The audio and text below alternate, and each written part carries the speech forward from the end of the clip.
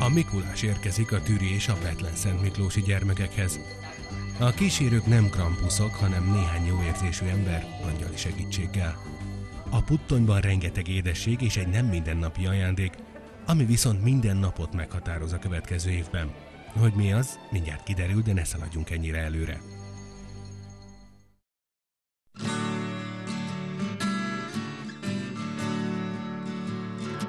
Egy erdélyi település, Bethlen-Szentmiklós, egy iskola, amely a legfontosabb nemzeti kincseket, a magyar nyelvet és a magyar kultúrát, tehát identitásunkat őrzi. 9 gyermek, akinek hovatartozásáért küzdeni kell. Ez a film erről a 9 kisdiákról, a Máltai Szeretetszolgálat önkénteseiről és egy mikrobuszról szól. Igen, jól hallották, egy mikrobuszról. A 4 kerék itt ugyanis a magyarság megőrzése, a nemzethez tartozás záloga.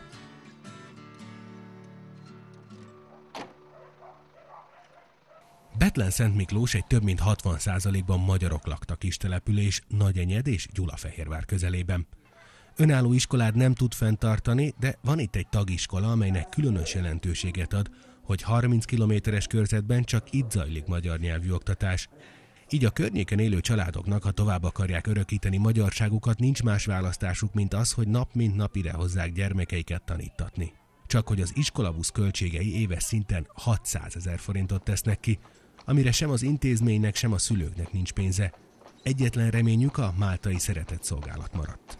2000 embert mi el tudunk érni, és 1 eurót ad mindenki, az nem egy nagy összeg, úgy gondoljuk úgy 2000 embernek.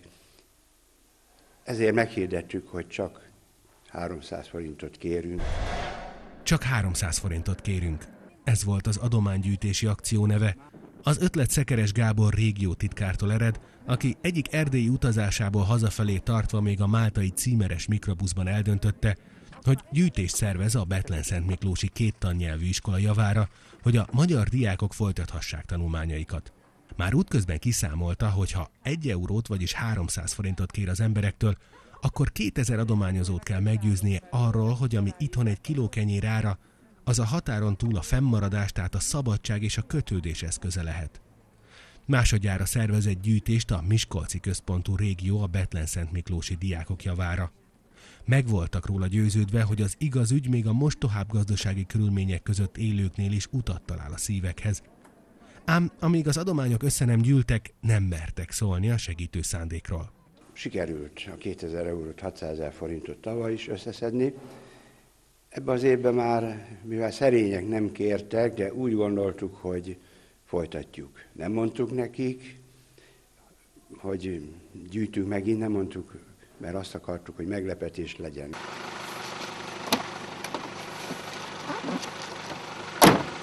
Ez a kis busz naponta 88 kilométert fut. A sofőr nem más, mint az egyik pedagógus, aki reggel összeszedi, délután pedig hazaviszi a kisdiákokat. A Miskolcon és környékén Heves, illetve Nógrád megyében összegyűjtött adományok elsődlegesen ezeknek a gyermekeknek a magyar nyelvű tanítatását segítik. A támogatás mégis az egész iskolának szól. A diákok száma nagyon kevés, a román és a magyar nyelvű osztályoknak összesen nincs 160 tanulója. Ráadásul idén már csak 3 elsősült be az iskolapadba a magyar nyelvű órákra. Itt minden gyermek számít. Hogy mennyire, azt például a Nagyenyedhez közeli Tűrfaluban érezhették meg igazán az adományt kísérő küldöttség tagjai, akik a falu templomában vettek részt szentmisén. László atya, aki a türi misét másodmagával celebrálja, a helyőcsabai plébános segített a gyűjtésben. Nagy várakozással érkeztünk ide a máltai csoporttal, Magyarország északi régiójából jöttek önkéntesek, akik az elmúlt hetekben gyűjtést szerveztek, hogy egy kis ajándékkal, meglepetéssel tudjanak ide érkezni. Nem ismertük, hogy mi az, hogy karitatív munka, hiszen mindenki megvolt a maga nyomorúságába. De most már az emberekben tudatosodott az, hogy akármilyen szegény vagy, abból a kicsi szegénységedből is tudsz adni a még szegényebbnek. Egy kicsit, ha nem is sokat. A Máltai Segélyszolgálatnak ez az érdeme, hogy az emberek rájöttek arra, hogy szükségünk van egymásra, hogy segíthetünk egymáson. A mise végén merőben szokatlan módon egyszer csak megszólalt a Miskolcról érkezett vendég plébános mobiltelefonja. Szent Miklós püspökkel beszélek? Hát nagyon nagy öröm, hogy megtetszett jönni, vagy kérdezzem már. A rejtélyes hang a vonal másik végén a Mikulás volt. A tiszteletes letette a telefont, és abban a pillanatban a messziföldről érkező piros ruhás jótevő megjelent a sekrestye ajtajában. Nem Lapföldről érkezett, csak a távoli Borsod megyéből. Kitörő lelkesedés fogadta.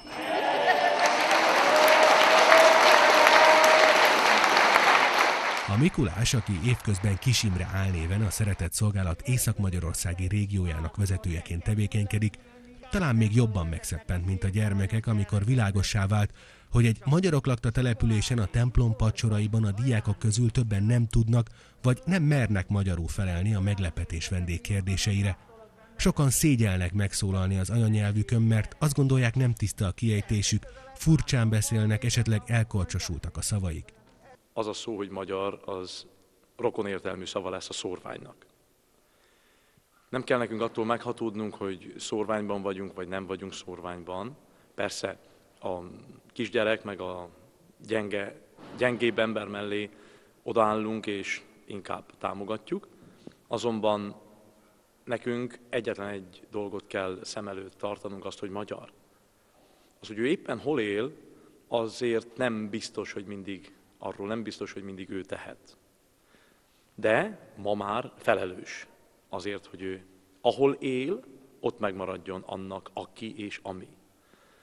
Ebben próbálunk mi minden lehetőséget kiaknázni és biztosítani, hogy az az óriási félelem, ami hosszú évtizedeken keresztül felgyűlt emberekben, szépen cseppenként elillanjon. Szívszorongató érzés azon a vidéken szembesülni ezzel a problémával, ahol Bethlen Gábor kollégiuma ma is működik, vagy ahol a hunyadiak nyugszanak a Székesegyház sírjában. A magyarság történelmi emlékei mellett nehéz elmenni. A küldöttség sem tette. Mindjárt visszatérünk és megmutatjuk, hogyan fogadták a szülők és a diákok Bethlen-Szent Miklóson a Máltai Szeretett Szolgálat munkatársaitól a folytatás lehetőségét. Előbb azonban lássuk, hová látogattak el a jótevők a váratlan betoppanást megelőző napon. Nagyenyed nem csak Jókai regénye révén lett híres. A szászok alapította település 13. századi iratok említik először, nevét templomának védőszentjéről, Szentegyedről kapta. Református kollégiumát még Bethlen Gábor alapította 1622-ben. A várost 1849. januárjában román felkelők elpusztították, senki sem hitte, hogy az addig békés románok bántanák őket. Az ortodox karácsony másnapján éjszaka elszabadult a pokol, 1000 védtelen embert mészároltak le helyben, nem kímélve csecsemőt, nőt, aggastyánt. Az adománygyűjtők a vároldalán megkoszorúzták a népirtás áldozatainak emléktábláját. A küldöttség meglátogatta a Bethlen kollégiumot, és advent második vasárnapján gyertyát gyújtott az egyik osztályteremben, ahol hozsannákat énekeltek.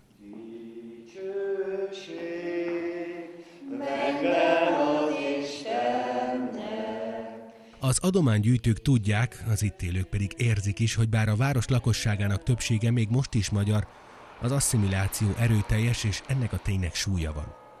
Különösen annak fényében, hogy már 1910-ben többségében magyarok éltek itt, jelentős számú román kisebbséggel. A fennmaradás tehát elemi érdek, és ehhez most elengedhetetlen segítség az anyaországi adomány, ami példaértékű, de nem egyedülálló. Volt egy másik alkalom, ami ebbe az évben már, hogy egy játszóteret is átadtunk, arra is gyűjtöttünk, azt is meg akartunk nekik valósítani, mert semmi játék nincs ott az óvoda környékén. A játszóteret már egyszer csináltunk mi Vízántán 5 évvel azelőtt, ott is használhatják magyar gyerekek, katolikusok, használhatják román gyerekek, ortodoxok, mindenféle náció. Ez jó a gyerekeknek, ez jó a szülőknek, ez örömet okoz, és ha örömet okoz a gyereknek, akkor a felnőttnek is, a szülőnek is. Tehát ezt gondoltuk, hogy nyáron ezt megcsináljuk, meg is valósítottuk. Ide, Szent Miklósra vezet most az útjuk, ahol a segítő szándék azért kap nagy hangsúlyt, mert a jól ismert erdélyi székelytelepülésekkel sokat törődik az anyaország, De egyre több olyan hely akad Erdélyben, ahol már csak szorványosan élnek magyarok, és érezniük kell, hogy nem felejtették el őket, nincsenek egyedül. Szekeres Gábor vezetésével a Máltai Szeretetszolgálat hosszú heteken át gyűjtötte az adományokat. Szépen, lassan, a sok kicsi sokra megy örök igazságához hűen, összegyűlt a 600 000 forint, amelyről a vendégek egy díszoklevelet készítettek. Ennyi szükséges ahhoz, továbbra is járhassanak a környékről a gyerekek, ezzel próbáljuk támogatni. Nem mi, hanem mi csak eljöttünk egy páran, és nagyon sok ember munkája benne van, nagyon sok adományozónak a pénze benne van ebbe a 600 000 forintba, amit átutaltunk, és így jelképesen átadjuk nektek, a szülőknek, a pedagógusoknak, akkor átadjuk. Úgy érezzük, hogy nem vagyunk egyedül. Nem számítottunk arra, hogy az idén is segítséget nyújt a Máltai Szeretetszolgálat, ugyanis ez meglepetésként jött ez most. Ha nem lenne ez a busz, akkor nem tudnának magyar iskolába és magyar óvodába járni, román nyelvet kéne beszéljék. De így van a lehetőség, és magáiknak a segítségükkel, a Máltai Szeretetszolgálattal segítségével tudjuk fenntartani a buszt. Nekem ez nagyon fontos, hogy az én gyerekeim tudnak járni magyar óvodába, iskolába, magyarul tanuljanak, magyar nyelvet. Ez a fontos nekünk. A gyerekek Nagy László versével köszönik meg a segítséget és a jó szándékot. Adjon az Isten szerencsét, szerelmet, forró kemencét, üres fékámba gabonát, árva kezembe parulat. Lámpámba lángot ne keljen, korán az ágyra hevernem. Kérésre válasz ő küldjön, hogy hitem széjjel ne dűljön. Adjon az Isten fényeket, temetők helyett életet, nekem a kérés nagy szégyen, adjon úgyis, ha nem kérem. Sem a diákok, sem a szülők nem kérték, még csak nem is tudták, hogy a tavalyihoz hasonló örömben lesz részük. A nehéz iskolatáskát a gyerekekkel a busz viszi.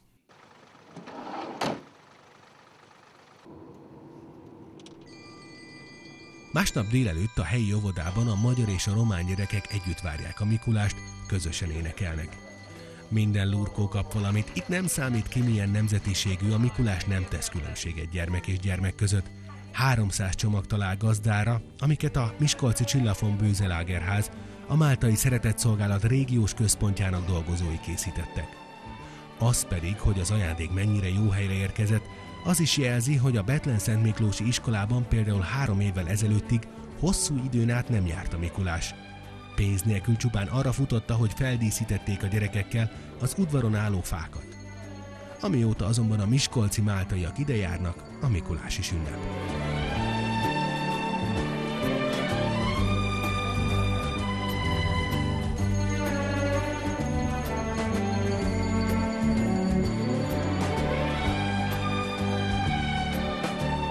Kilenc gyermek. Ha szigorúan vesszük, értük zajlott az észak-magyarországi régió idei Mikulás napjához kötődő gyűjtése, amelynek során erdélyi magyar gyermekek tanítatásához kerestek támogatókat. Az akció sikere azt jelentette, hogy a román ajkú közösségbe lassan beolvadó szorványmagyar családok közül 9 a következő évben is magyar nyelvű iskolába járattathatja gyermekét. Azaz ápolhatja nyelvét, őrizheti kultúráját, megmaradhat annak, akinek született. Itt van Tűrbe egy elszánt pap, aki szintén céljainkat ismerve és ugyanazt megvalósítva dolgozik, ezért oda is nyújtanánk segítséget, ide is nyújtanánk segítséget, tehát nem hagyjuk magukra őket, nem hagyjuk abba ezt a programot. Természetesen ez csak a magyar társadalommal, az egész társadalom, ha megmozdulna, egy kis összegekkel nagyon sok mindent el lehet érni. A magyar Mikulás Erdélyben járt. A puttonyban rengeteg édesség, szeretet és egy nem mindennapi ajándék, ami minden napot meghatároz a következő évben. Az ajándék, melyet Miskolcról, Tokajból, Egerből, Hevesből és Sátoraljaújhelyről érkező magyarok adtak át, és amely a továbbélés lehetőségét jelenti a környék magyarságának. Ott, ahol a segítség nélkül egyre kevesebb lenne az esély rá.